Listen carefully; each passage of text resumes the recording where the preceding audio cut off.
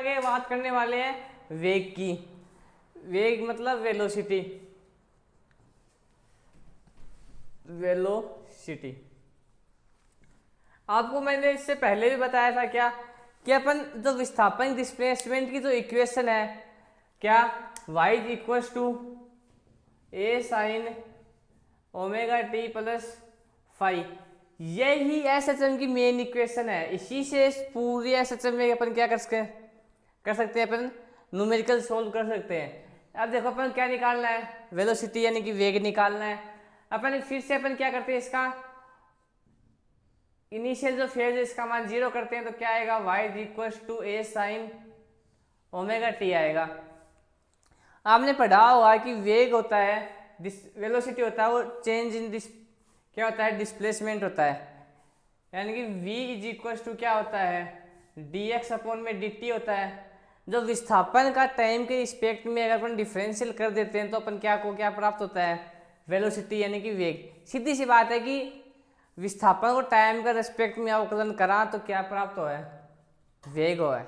ठीक है, अपन इसका क्या करते हैं फिर टाइम के रिस्पेक्ट में अवकलन, यानी कि d y is upon d t. Y की वैल्यू क्या है, a sine omega t upon में डी टी। यहाँ पे ए एम्पलीट्यूड है, ये क्या है, कांस्टेंट है। इसको अपन क्या करते हैं बाहर ले लेते हैं तो ये क्या आएगा, ए डी अपॉन में d t sine omega t. Sine का क्या हो गया, कोस ओमेगा टी, फिर किसका आ गया, ओमेगा टी का। टी का क्या हो गया 1, ये क्या बच गया है ओमेगा, ओमेगा। तो ये क्या आ गया, a omega cos omega t, equation first. ये क्या आ गया, इसका वेग आ गया, a omega cos omega t, इसका क्या आ गया, वेग आ गया। अब ये देखो, अगर यहाँ से अगर अपन कोस ओमेगा टी की अगर मैं वैल्यू फाइंड आउट करना चाहूँ तो क्या आएगा, cos omega t is equal to v upon में ए ओमेगा आएगा। ये इक्वेशन नंबर 1। और यहाँ से अगर मैं साइन की वैल्यू निकालना चाहूँ तो क्या आएगा, sine omega t is equal to y upon में ए आएगा। ठीक है, कोई दिक्कत।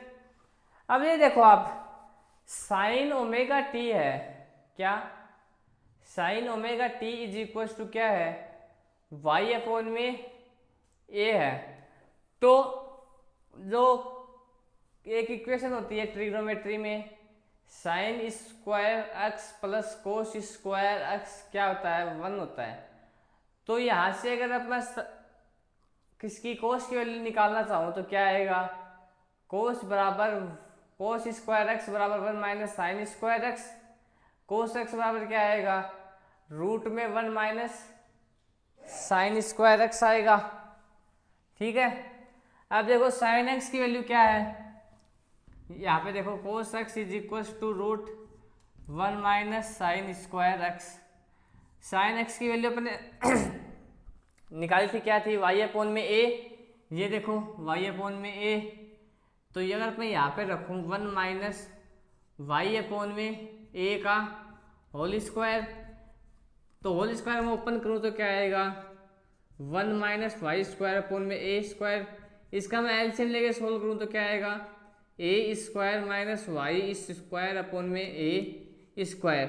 तो cos x is equal to क्या आएगा, root a square minus y square upon में ए स्क्वायर। अगर मैं रूट में से अगर मैं ए स्क्वायर को बाहर निकालना चाहूँ तो क्या आएगा, ए स्क्वायर आएगा या फिर ए आएगा, तो क्या आएगा, ए आएगा। यानी कि cos x is equal to root a square minus y square upon में ए आ गया। ये क्या आ गया, इसका समीकरण नंबर 2 आ गया। कोस एक्स बराबर क्या आएगा, a square minus y square root upon में ए। अब ये देखो, अगर मैं यहाँ से कोस ओमेगा टी है, कोस एक्स इसका एंगल क्या है, यहाँ पे ओमेगा टी है, एंगल क्या है ओमेगा टी, एंगल क्या है ओमेगा टी।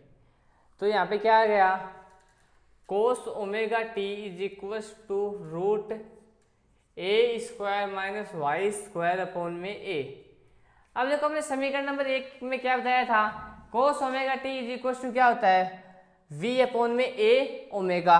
मैं अगर यहाँ पे इसकी वैल्यू रखूँ तो क्या आएगा, v अपॉन में, या मैं लिख देता हूँ फ्रॉम इक्वेशन फर्स्ट, ये क्या आएगा v अपॉन में a omega root a square minus y square upon में a, ये यहाँ पे क्या आ गया मल्टीप्लाई में गया तो क्या बच गया a omega root a square minus y square upon में a, ये a से ये a कैंसिल हो गया। अब ये देखो वेग का मान क्या आ गया, omega root a square minus y square. अब आप ये सोच रहे हो सर आपने ये वैल्यू क्या क्यों निकाली है, वेग का मान तो अपने पास यहीं पे आ गया था, वेग का मान ए ओमेगा कोस ओमेगा टी आ गया था। लेकिन आप एक बात ये मानो कि अगर आपको क्या दिया हुआ आयाम एम्पलीट्यूड या फिर आपको क्या दिया हुआ डिस्प्लेसमेंट दिया हुआ हो, अब यहाँ पे डिस्प्लेसमेंट की तो कहीं चर्चा ही नहीं है, सिर्फ ये सीधी इक्वेशन है वेग की।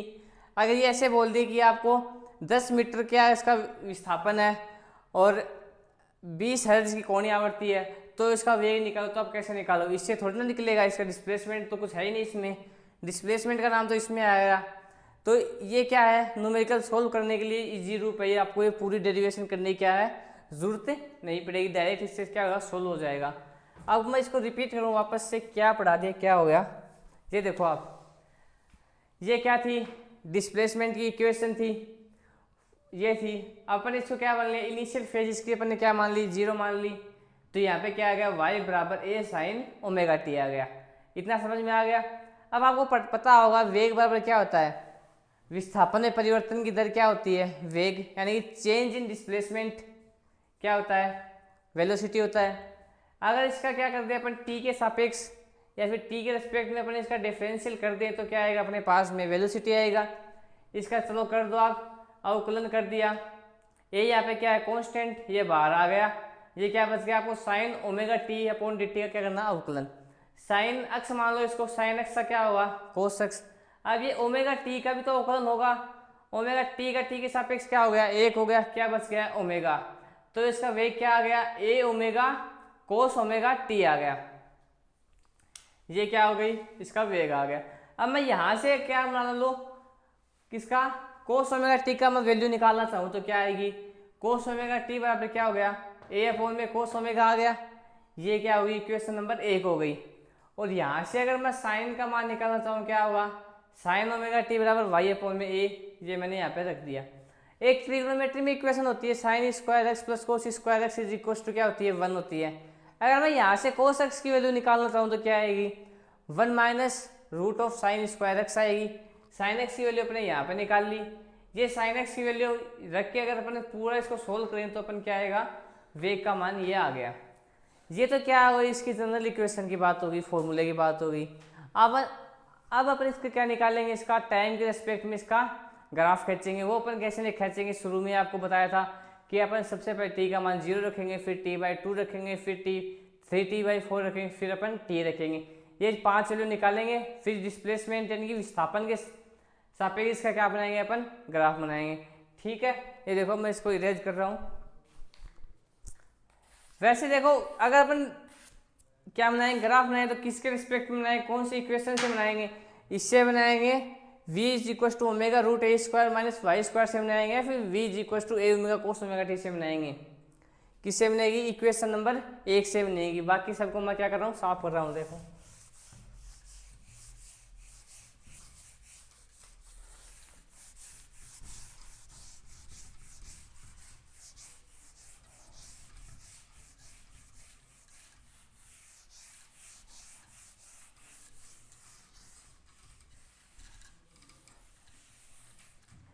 अब ये देखो अपने पास में वेग की क्या आ गई equation, v is equal to a omega cos omega t. ये देखो मैं यहाँ पे क्या लग देता हूँ t बराबर 0, t बराबर t/2, t बराबर t/4, t बराबर 3t/4 और t बराबर कैपिटल T। ये तो t का मान आ गया और ये डिस्प्लेसमेंट का मान आ जाएगा। ये क्या बनाया अपनी टेबल, ठीक है। अब ये देखो इसकी इक्वेशन क्या थी, y बराबर a omega cos omega T. सबसे पहले t का मान 0 रखेंगे, यानी कि v बराबर a omega cos omega T में t के वैल्यू अपन 0 रखेंगे तो क्या आएगा, ये देखो v बराबर आपको बताया था ओमेगा का मान अपने क्या रखना है 2/अपॉन में t, तो ये क्या हो गया a ओमेगा। इसकी आप कई सोचते हो सर यहीं पे भी रख दे 2/अपॉन में t, लेकिन यहाँ पे रखने से कोई फायदा तो है नहीं, ये सब क्या है कॉन्स्टेंट है। पर वैल्यू किसकी चाहिए अपने को, एंगल की वैल्यू चाहिए, एंगल में ओमेगा आ रहा है तो यहाँ पर अपन इस क्या रखेंगे 2/अपॉन में t रखेंगे, ठीक है। ये अपन यहाँ पर रखेंगे कोस 2/अपॉन में t इंटू 0, ये टोटल वैल्यू क्या हो गई 0, v इज इक्वल टू 0। नहीं कोस 0 का मान कितना होता है 1 होता है, साइन 0 का मान होता है 0, v का मान क्या आ गया 1। ये देखो t बराबर 0 पर क्या आ गया इसका मान 1 आ गया, ठीक है। अब देखो अपन t का मान क्या रखेंगे t/2। ये देखो a v बराबर a ओमेगा कोस 2/अपॉन में t गुणा t/2। ये t से ये t कैंसिल आउट हो गया, ये 2 से ये 2 कैंसिल आउट हो गया, तो ये वैल्यू क्या आ गई a is equal to a omega cos pi. ये देखो आप नोट कर लेना कि अगर कोस का अगर क्या है ओड इंटीजर है, यानी पाई है 3 पाई 5 पाई 7 पाई, तो इसकी वैल्यू क्या आएगी -1 आएगी। और अगर इसका इवन इंटीजर है यानी 2 पाई 4 पाई 6 पाई 8 पाई, तो इसकी वैल्यू क्या आएगी 1 आएगी, ठीक है। अब ये देखो ओड इंटीजर है तो इसका मान क्या आएगा -1 आएगा, ये टोटल क्या आ गया -1, यहाँ पे इसका मान क्या आ गया -1 आ गया। अब अपन इसका मान क्या रखेंगे t/4 रखेंगे, तो v is equal to a omega cos 2/अपॉन में t गुणा t/4, t से t कैंसिल 2 से 2 cancel, v is equal to क्या आ गया a ओमेगा कोस π/2। कोस π/2 की वैल्यू कितनी होती है 0, तो v इज इक्वल टू क्या आ गया 0, ठीक है। अब तीसरी वैल्यू अपन क्या रखेंगे 3t/4, तो v is equal to a omega cos 2/अपॉन में t गुणा 3t/4, t से t कैंसिल आउट 2 से 2 कैंसिल आउट, तो v इज इक्वल टू क्या आ गया a ओमेगा कोस 3π/2। 3π/2 का मतलब कितना हो गया 270। 270 का भी थोड़ी देर पहले मैं आपने बताया था कि ये 180 + 90 कर सकते हैं अपन इसको। 180 + 90 करेंगे तो क्या आएगा, ये देखो आप, ये क्या आ गया कोस 3π/2।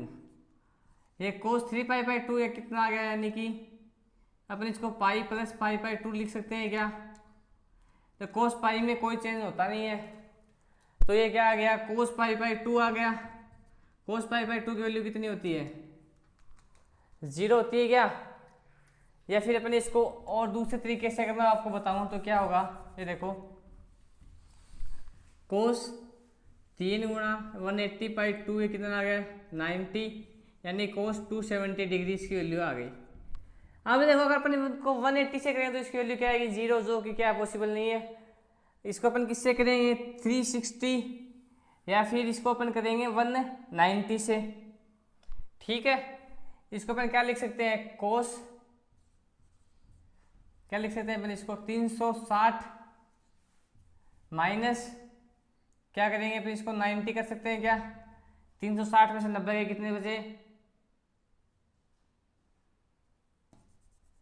70, 170 बच गए क्या, 360 में से 90 गए तो 270 बच गए।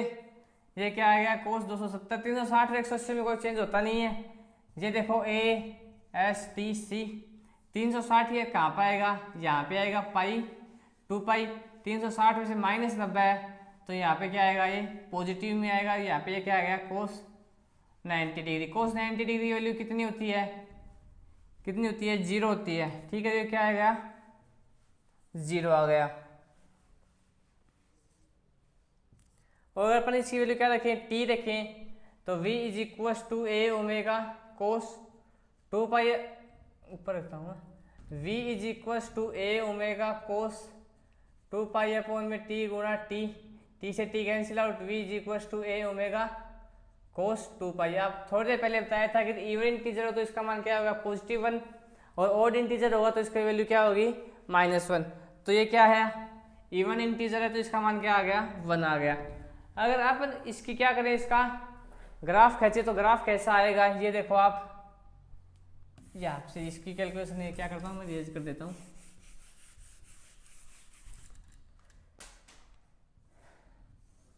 ठीक है t बराबर 0 पर डिस्प्लेसमेंट की वैल्यू कितनी है 1 यानी कि मैक्सिमम है, ये आएगी इसकी मैक्सिमम वैल्यू। t बराबर t/2 पर इसकी वैल्यू कितनी है -1 यानी कि इसकी नेगेटिव में है और t/4 का मान कितना है 0। तो यहाँ से क्या कर डी 0 की तरफ टेंड कर रहा है, ये 0 ये -1 ये फिर क्या हो गया 0 ये माइनस फिर 1, ये यहाँ पे इसका मान क्या है मैक्सिमम, यहाँ पे इसका मान क्या है मिनिमम, यहाँ पर क्या है इसका मान नेगेटिव है -1, इसका मान फिर क्या है यहाँ पे 0। ये आप देखो इसका मैक्सिमम का मान किस पे आया, एक तो t बराबर 0 पे आया और एक t बराबर किस पे आया 1 पे आया, और 0 किस पे आया t/2 पे, और नेगेटिव में कब कहाँ पे आया नहीं ये t/4 पे, ये t/2 पे। ठीक है अभी आज अपने क्या पढ़ लिया इसका डिस्प्लेसमेंट की अपने क्या कर ली इसके ग्राफ बना ली, वेग को पढ़ लिया, वेग के कुछ फॉर्मूले इक्वेशन पढ़ लिए और इसका क्या बना लिया अपने ग्राफ बना लिया। कल अपन इसके बारे में पढ़ेंगे एक्सेलरेशन और काइनेटिक एनर्जी मोमेंटम। चलो